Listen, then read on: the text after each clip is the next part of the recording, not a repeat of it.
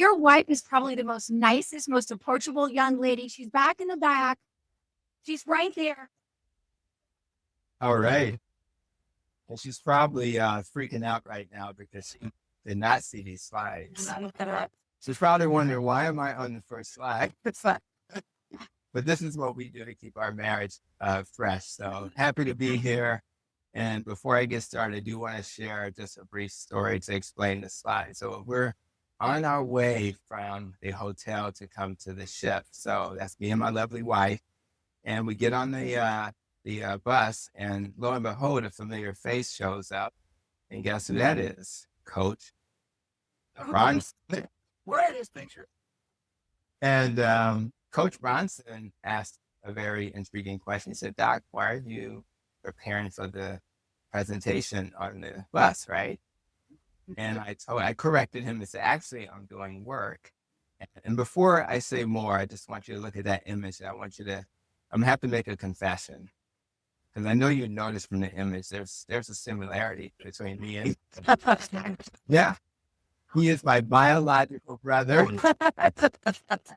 Yes, I'm doing it today and making sure you guys are aware. Now, having said that, let me get back to the story. So yes.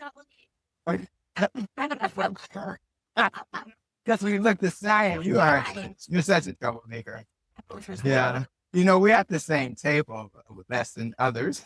And so I'm going to be paying attention to my wife at dinner just to make sure there's nothing going on. But anyway, but doctors, thank you. Doctors work really hard, and that's why I have my computer. So I was doing some work. And because of that, I want to show you the next image, which is what my wife has to do to get me to go on vacation. Yeah, she has to do that. Doctors work too hard. She's like, dude, put the computer down. So on her behalf, I want to thank our organizers.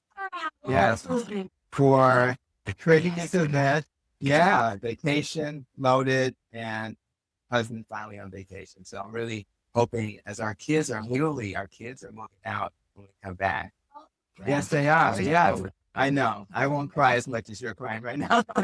Yeah, so it's going to be really exciting to get them out. So anyway, thank you, organizers. Thank you, Michelle, Debbie, and Autumn. So let's move on to what I'm supposed to be talking about today. So this is kind of like what this cruise is all about. It's about solving problems. And if you think about Maria's talk, you hear so many different things about should you eat fat, shouldn't eat fat. And it's very confusing, right? But the ultimate goal is to be individualized and nuanced. And the person you are today will not be the person you are 10 years from now. And you may have to do some things differently 10 years from now. So be okay with that. There's no expert that's so right about things being exactly this way. So just be comfortable with that. As a doctor, my job is to help people solve problems. So I thought it would be fun for us to kind of have a metabolic escape room experience where we kind of talk together about how to solve some problems around weight loss stalls. As you know, many people struggle with that. And we're just going to touch on some of the key points that you need to be thinking about. So let's start the journey with this idea of what we've been told. And as you know, we've all been told, eat less, move more. If you're not doing well, you're not trying hard enough. You're not motivated enough. You're not working hard enough. And those are messages that don't ring true in my clinic. When I see patients, I see a different story. And as you introduced me, you said, I'm about the root cause. Yeah. There's always when you see a doctor and they say, I'm not sure what's wrong with you, or we've done all the tests, there's nothing wrong. Well, there's something wrong. They just haven't figured it out yet. So our goal as clinicians, and I would say as coaches and others, is to help people solve problems. So think about biology, for example. When I was in medical school, I didn't know what a CCK or a peptide YY and all of these things. We hear you're probably GLP-1. I didn't know what that was. But when I went to obesity school, guess what? They talked about those things. But guess what? Most doctors don't have obesity training. So most doctors don't know anything about the biology of weight loss. The environment, I'm on the south side of Chicago. And on the south side of Chicago, there are various factors, social determinants of health, rural America, where people struggle. And if we don't address those environmental factors, then how are we going to help people, right? So we have to stop pointing our fingers at people and start helping them understand that if we can change your habits can serve you and your habits can do the opposite. So our goal is to look at the biology of the person. We look at the environment they're in, and we look at their habits. And that's how we can find these signals, right? They're messages. There are signals that will tell you why you're stalling or why you're struggling. It's rarely the person who's the problem. It's the system they're in. Kennedy's trying to do that with the, full pyramid being flipped and things, but America's still not listening. And that's why they said in a previous discussion, we have to do more. It's the people in this room who are going to make the big difference. So we have to fix the system. So when I was being introduced, they mentioned I was the medical director for what we call the Advocate Operating System. We're one of the top health systems in the country. And what we were all about is recognizing it's not the person, right? A bad system will beat a good person every time. So we blame people for struggling.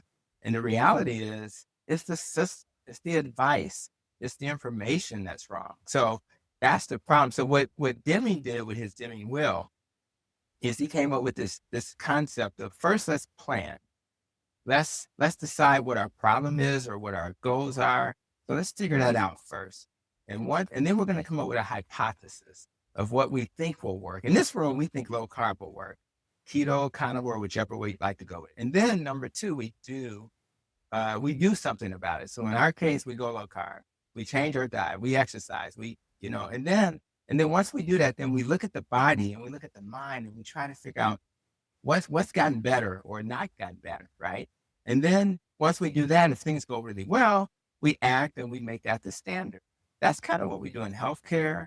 That's what we should be doing with our individual lives, not just in terms of our health. I'm talking about how you deal with your marriage, how you deal with your kids. Name the problem.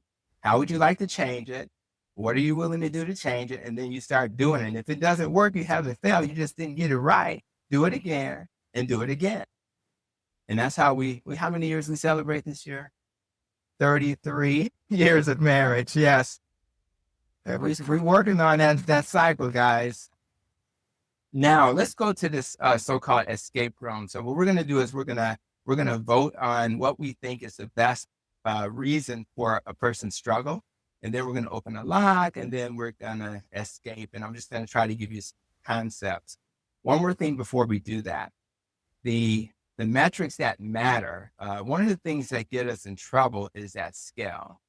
So many people in this room have, those stories that Maria just shared, 100 pounds, 200 pounds, it's amazing. But the problem with the scale is that it doesn't really tell the full story, right? And that's a huge mistake we make. It's so funny because as I started to work out and do more, I've actually gained weight, but I'm actually healthier. Who knew, right? It's just crazy. So the first thing is your belly. We always talk about metabolic markers of health, and you could argue your waist circumference is probably the most important. So if your belt buckle is changing, but your weight hasn't, you're doing just fine. Just keep that in mind. Number two, how do you feel, right? And I remember when I was 20 years younger, I would be tired all the time. I would be coming home from work and literally I'd be at risk of falling asleep on my way home from work. Now it hardly ever happens because my energy is there. And my wife was asking me only a few days ago. There's people in this room right now. If we're on a cruise ship with so much food, right? But there are plenty of people in this room who are metabolically healthy who could literally not eat today. That's crazy. Now imagine if you're new. I'm looking at some new faces, right? If you're new to this and you're like, how can you go through the whole day not thinking about food? When you become metabolically healthy, you just don't. That's not true for everybody, but for most of us. Just imagine what your life would look like if you didn't have to think about food like every day. Now, the problem with a cruise ship is that by the end of the trip, because you're probably going to be eating more than usual, and you may change for a little bit and you have to get back on track. That happens to me all the time because I'm eating more than I normally do. And the last thing on this bullet point is sleep quality. And please do not underestimate sleep. That's really important. I wrote an article with the diet doctor about you. search Dr. Tony Hampton sleep. Diet doctor, you'll see an article, and sleep is really important. So those are things I just wanted to throw in front of you real quick. And then I want to tell you what we're going to unlock today. So 5 locks. One is hunger. The second is sleep and stress. The third is movement. We're going to talk about gut and water, and then we're going to talk about a few basic high-level labs. We're really just going to solve 3 cases, and then we're going to have a lightning round at the end. So are you guys ready to go? All right, so let's do this. So one more thing before we get started. Now, you guys have met my wife, right? Is she really? Thank you, Amy. So I'm bringing her up for a reason. These characters, oh, no, she's not going nowhere. Lock the door. Richard, lock the door.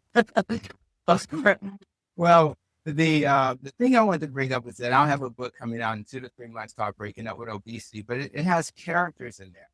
And the reason why I wrote my book as a story is because I could write a book for Dr. Ben Bickman and Nick Norris, but why would I do that? Because if it's simple, even they'll understand simple things, right? So it's written as a story. And these are some of the characters in the book. So I bring my wife up again because I want you guys to help me out here. I want you guys to really help me. All right. So I want you guys to say something to her. I want you to repeat after me. And this is what I'm going to say. All right. This is what you want to say. Hi, Karan. Nice to meet you. Dr. Tony has a book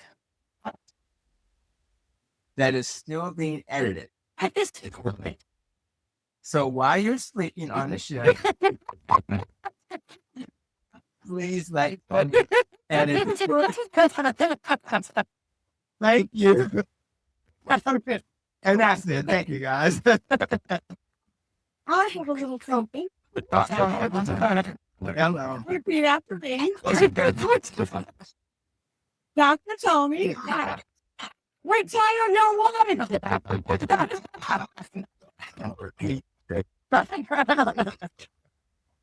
All right. That wasn't part of the rehearsal. All right. So let's move on. Let's meet Alexandro. And how many people have done night shift work ever? Oh my God, several. It's brutal. It's brutal. So only time I did that was just basically as a resident. And it leads to poor sleep, which leads to cravings, and it leads to a flat scale sometimes. Sometimes you get a weight loss plateau, right? So these are the 4 things that could be responsible for that. So I'm going to name them, and then I want you guys to let me know by raising your hand what you think. So let me name them first. Sleep or screen time, late coffee, evening alcohol, or not enough steps, or NEAT, which is non-exercise activity thermogenesis. So how many people vote for sleep and screens as the number 1 risk? Okay, pretty good number. Okay, let's go to the next one. What about late coffee? Like late caffeine? You guys drink coffee a lot, apparently. Evening alcohol. Okay. And the last one is not enough steps in, or NEAT. Okay, so it looks like we have a winner. So is that going to unlock the key? I think it probably will. So I think sleep and stress is really key. And one thing I want to point out as we walk through this, keep it simple, guys. You will listen to those very smart people, like I mentioned, Dr. Ben Bickman, et cetera, and they'll go into the weeds and talk about stuff that's really important. And you should learn those things. Most of you guys are very sophisticated in this room, right? But don't forget the basics. Oh my God. I mean, sleep is so important. And some of those hormones I mentioned that I hadn't learned about, one of them was ghrelin.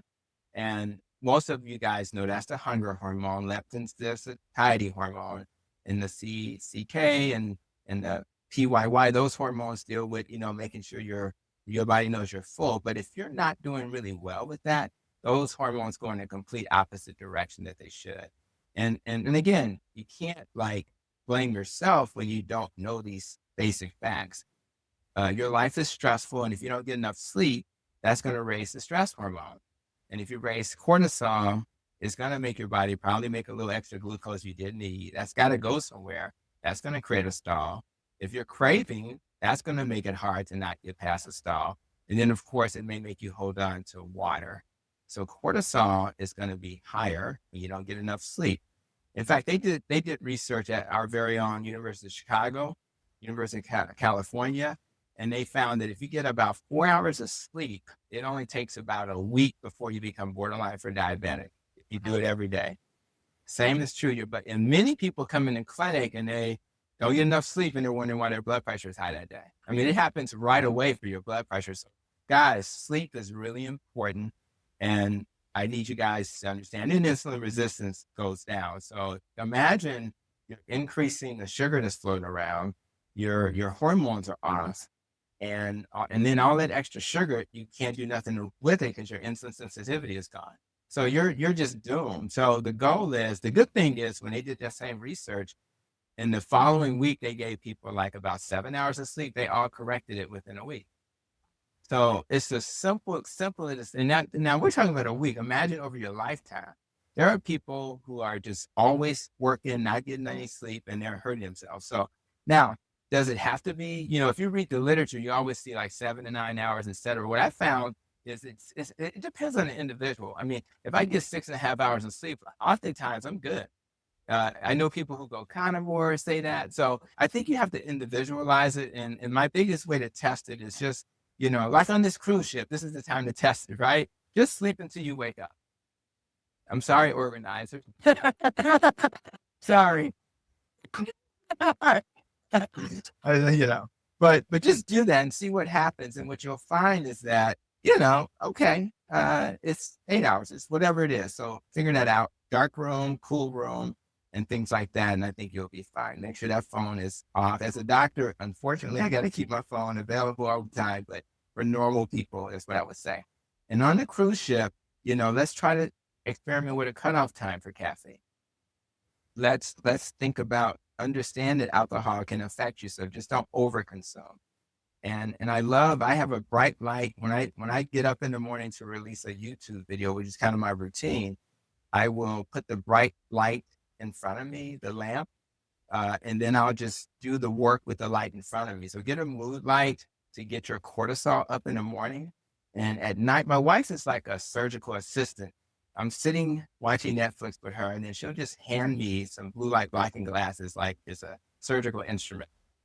And then I'll put them on, and then we continue with our evening. So it's really understanding that those blue light blocking glasses increase melatonin naturally. So you can take melatonin, but it's probably better just to use it the natural way, because if you keep taking it, by the time your body gets used to it and you stop making your own melatonin. And then, waking up at 3 a.m, you need more protein at night, probably to help that out. You need a level blood sugar, but if you're on a roller coaster, it's probably going to lead you waking up in the middle of the night. And then that exercise, that movement that you do is really important. So just a few tips to get you guys thinking. Let's meet our next character that's going to be featured in my book. Her name is Annie. That's actually my mom's name, so that's where that name came from. And she doesn't know her name's in the book either. So I like surprises. So it's like she was doing everything right, and then all of a sudden, the snacks start coming in. And when she started snacking again, that's when she had a weight loss stall. So let's look at the options to see which of these is best. I'll name them, and then I'll get you guys to vote. So keto snacks, sweeteners, protein is too low, or meal timing. So how many people vote for a keto snack as the top reason why she may be struggling with a stall? Maybe. What about the sweeteners? Okay, that's not bad. What about protein? Okay, that's a good, yeah. And then the last is meal timing. Okay, it's all, yeah, well, that's the point. That's the point. I think that's the best answer, is all the above. I'm a bad test giver because I should have that option, right? Sorry. But anyway, I think the answer is probably all the above. But I will say that a lot of the speakers from the morning talked a lot about processed foods and how it can trigger people. And you got to be careful. I mean, I'm kind of like Dr. Eric Weston. I prefer people do total carbs because it'll automatically eliminate that net carb thing is that's a rabbit hole. I mean, 10 pieces of bread is only 10 net carbs, but it's 10 pieces of bread. I mean, what logical person think that's okay? It's 10 pieces of bread. Oh, I can eat as many pieces of bread. I'm like, I did 30 pieces of bread and I followed. No, that's not going to work. So, and then the sweeteners, I'm blessed because I have an irritable bowel history, so I cannot tolerate the sweeteners. I can't. If I eat erythritol, it's over. And I'm not talking about, it takes like within an hour. So some of us can't tolerate it. Other people like my family, other than me, they can, so they can do those things. But just be aware that, again, it's going to make you want it. If you buy Atkins cookies and they got M&Ms, you're going to want it. And you don't want to be thinking about that. I don't think about ribeye even though I love it. I don't sit and work and I'm like, ooh, I can't wait to. I'm just sitting at home working. I'm not, but if it was like a keto cheesecake, you're going to be thinking about it. So be careful, because when I say on YouTube, if it's in your house, it's in your mouth. So, and low protein definitely keeps you hungry. I was a vegetarian 8 years before going low carb. I've been low carb probably 13 years or so, and I'm more carnivore now. And I graze, guys. I grazed all day. I was a goat that sat there, or whatever the goat does. And I was always thinking about food, and it was a lot of work too. You know how easy it is to go home and just make meat, compared to trying to figure out a nice fancy plant-based recipe. And shout out to all the people that do that, but that was way more work. So keep it simple. And if you notice, it says whole food, protein first. And it's very difficult for people to hear this because the world that we live in is saying they want you to eat fruit and vegetables. And I'm actually working with my health system right now to do some research around our smart farm and our food farm.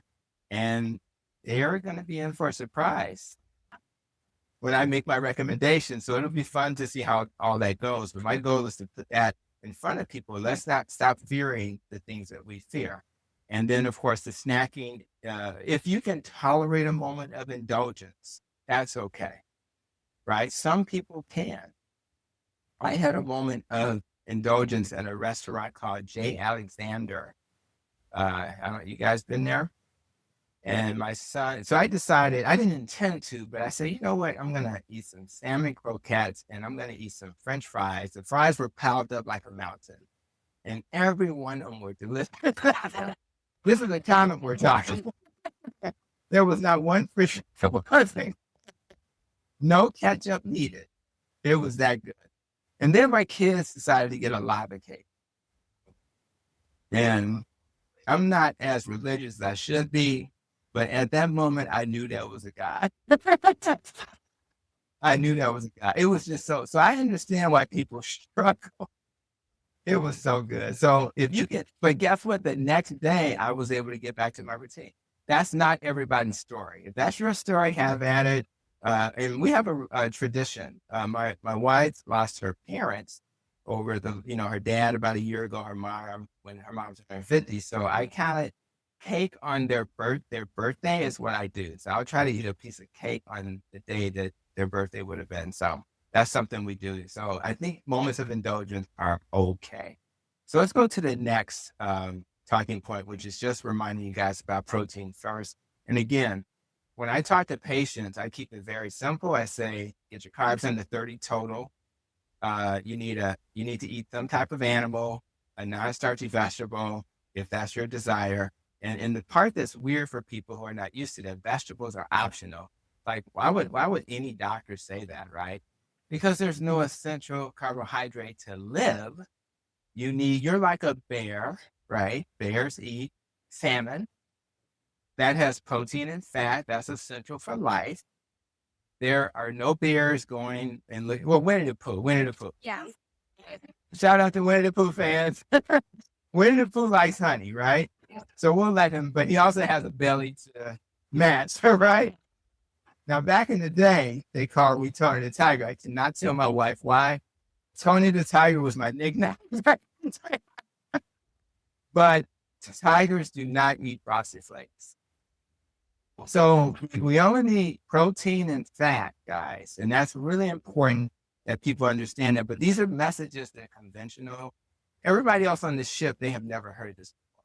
And they think that, well, fruits and vegetables are the key. And the answer is that's not true. So keep it simple and only do keto desserts as a, maybe, a maybe. Now we have Tamika, who's the last character from my Breaking Up with Obesity book you'll meet. And she is doing well with her diet, but she's under stress and she's not moving enough and her scale has been stuck. So let's look at the options for her. Her step count, she didn't get in enough steps. Number 2, no strength training. Number 3, overtraining or under recovery. And the last is sitting more than usual. So let's see what you guys think about this. So the first option, step count, who wants to vote for that? Okay. And what about no strength training? Okay, I like that. That's about a 4th or so. Overtraining or under recovery. Okay, another maybe 1/5. And the last is sitting more than usual. Hello. How dare you guys say that and you're just sitting here?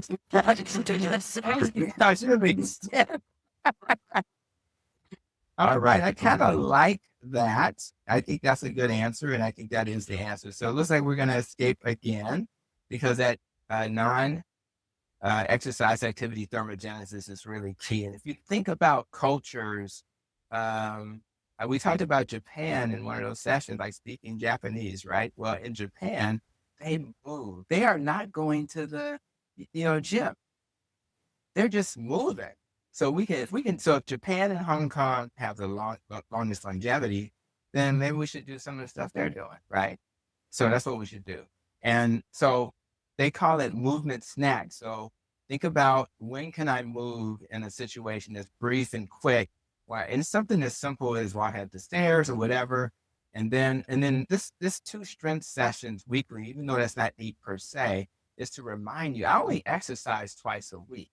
And the only reason I work with a trainer is because I'm not going to do it if I don't have a trainer. Like I'll do it for a while. I'm very motivated, but 6 months in, I got a meeting to get ready for. I'm not going to do it. So for me, a trainer, but only twice a week, and the recommendations are 150 minutes per week, right? I don't think that's necessary. I like Dr. Ben Bokikio. He's doing that 15 minutes twice a week thing. That's what I started with. And then I started working with a trainer. So it's an hour twice a week. But guys, keep it simple. Do not get caught up. You're not trying to be on a Wheaties box. You're just trying to live a little longer and get on the floor with them grandkids. That's all you're trying to do. Keep it simple. And the last thing is, don't sit too much. So, and this is kind of what I do in clinic. So, I like cows, right? Well, this is my cat. It's my computer on wheels. That's what that is. And my wife is a pharmacist, and she was like, you don't even do anything at work. All you do is just talk to people. And that's true. That's true. She's not wrong. But the cow, what that does is it allows me to be up, and I can actually sit with that, but I rarely do because it's weird to think you feel better standing. I can't explain it, but you do. And I see some heads nodding. It's better. So consider that if you're still working. And then lastly, I try to walk the stairs. And before I started working out regularly, the stairs were brutal. I would work on the 3rd floor, and I would get to, literally, I was embarrassed. It's like, Doc, you okay? Now it's like, I don't feel it. In fact, we're helping our kids move, right? And they started some of the process and carrying stuff. They're on the 3rd floor too. And it's just easier. Maybe that's it. It's the joy. You're right. Sorry. Maybe it's not that. All right. So one more thing for the crew. So, a lot of people are waiting by the elevator. So maybe a couple of times throughout the day, just take the stairs. Just try that. And maybe walking on the ship is almost impossible not to do this, but do a little bit of a walk after you eat. And then again, they have a nice gym. Has anybody been to the gym yet? Yeah. Okay. Yeah. Is it nice? Yeah, I'm sure it is. Yeah. So check out the gym. Even if you're not an exerciser, maybe just say, go in there. And what Dr. Ben Bokikio will say is, don't make this complicated. Just go to one machine. And if you can do a 5 to 10 of one exercise to failure, right? and then you're done. Go to the next machine. It's so simple. Just so if it's more than 10, it's probably too light, right? And if it's less than 5, it's probably too heavy. So start that. And psychologically, there's something nice about not doing multiple sets. So consider Dr. Ben Boticchio's approach to that. So let's go to, I'm going to let you guys help me with this. So we have 3 characters here. These are the other folk in the book who, don't have their individual slide. We got, where I got that name, Jolene, from? Dolly Parton.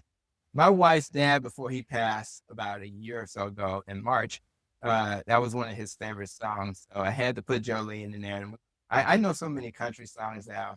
Hanging out with her dad is so crazy. So I'm a city boy, and I'm kind of a little bit in the middle now. So Jolene, she's having some restaurant night stuff going on, and we think that may be part of her stall. Marcus has blood pressure meds that he's concerned about. Nancy, stress-related things happening, and George is sedentary. So of those 4 characters, who should we talk a little bit more about? Which one? Marcus. Okay.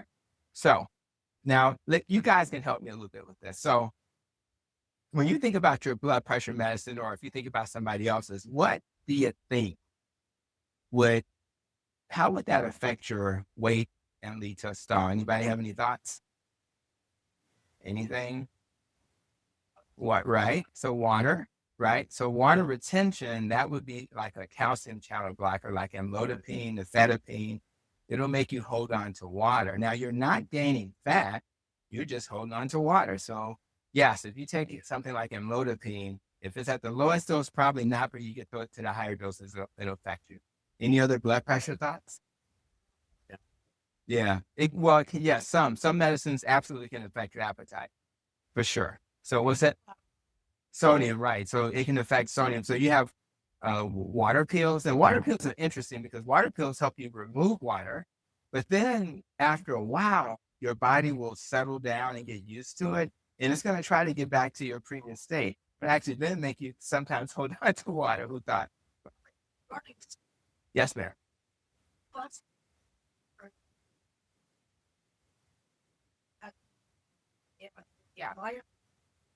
Yes.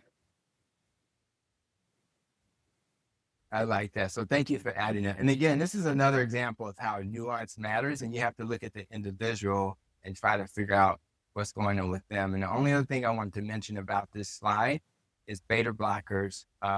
Beta blockers slow things, metoprolol, things like it slows things down.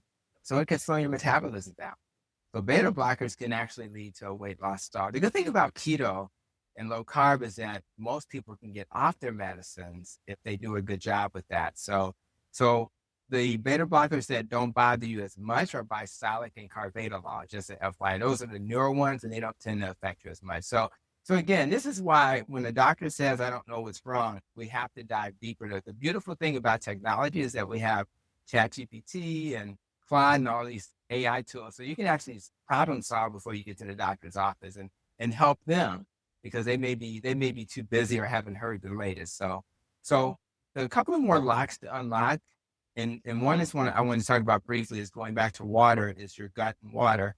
And it sounds kind of gross. And it is true that carnivores like myself don't have as many bowel movements in theory, right? But if you're constipated, and it's not because you're having a normal bowel movement, just not going as often, then that constipation can actually make you heavier. That's kind of gross, but that's true. So too much stool in your body can make your weight feel like a stall. Salt always likes to keep water with it. So sometimes if you have too much water coming back in your body, and that could be alcohol and other reasons, that'll make you feel like you're a stall. And then restaurant meals, they can have a lot. You're in the restaurant, you're eating more salt. We love salt in this community, but sometimes the restaurants have more than you even bargained for. So you have to be careful. So the goal is just have an awareness that the fluid that you put in your body may be just fluid, and it's not a fat weight issue. And then I want to mention just a few things to think about. Hydration is really important. On that little cow, that computer on wheels, I keep water. So water is always in front of me, and I'm always drinking it. I may throw some sea salt, Redmond's or something in my first couple of bottles of water throughout the day. And anybody have any idea how much salt you need in your body if you're low carb, keto, or carnivore? Anybody have any idea how many teaspoons or grams? Yeah, that's you need more because when you're low carb, there's less insulin, and the more insulin you have, the more you hold on to salt. The less insulin you have, you actually pee it out. And to make it even simpler, to see your expression, think about carbohydrates. The word hydrate, it brings in water, and wherever the water goes, the salt goes. So when you go low carb, you're gonna lose salt and water immediately, right? So because you're losing salt, you need those electrolytes back. And in general, the standard American is going to do about a teaspoon a day. That's what they recommend. That's like, 2.3 grams. So you need like twice as much, at least if you're doing keto. You need at least 5. This is what Virta Health found out when they did their research with Dr. Finney and others. And if you're doing carnivore, it may be as much as 7 grams, which is crazy. 3 teaspoons of sugar for a carnivore. That's not like a universal truth. So that's a sugar. Woo! Yeah, it's a good. Yeah. Ooh, thank you. You guys are good for catching that. So make sure it's salt, but it's salt. And again, it's individualized. That does not mean for everybody. That does not mean forever. It just means that you need to know you need more salt. On this slide, it says hydration.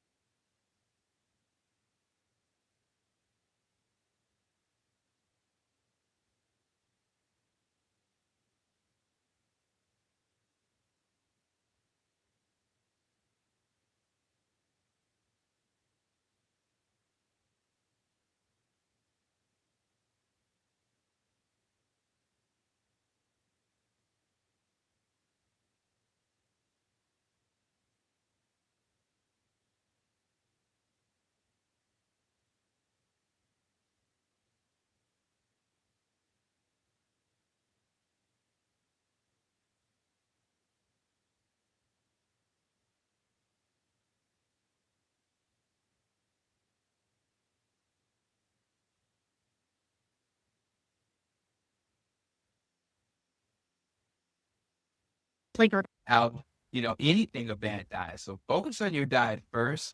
Then, as you get more seasoned with this, then you can start focusing on what's the particular thing I need to do for myself. I can be successful. And then, because I didn't get to sleep down until about a year or two ago. I didn't start just get this 3 years ago. So it takes time and we're still working on ourselves. So I think I'll wrap up with that and we'll kind of take a break with guys. I just want you to know I am so happy to be on vacation. A lot of big happy. And if you want to find me, I think YouTube the easiest place. So just let me up on YouTube. But I just want to thank you guys for caring about stuff.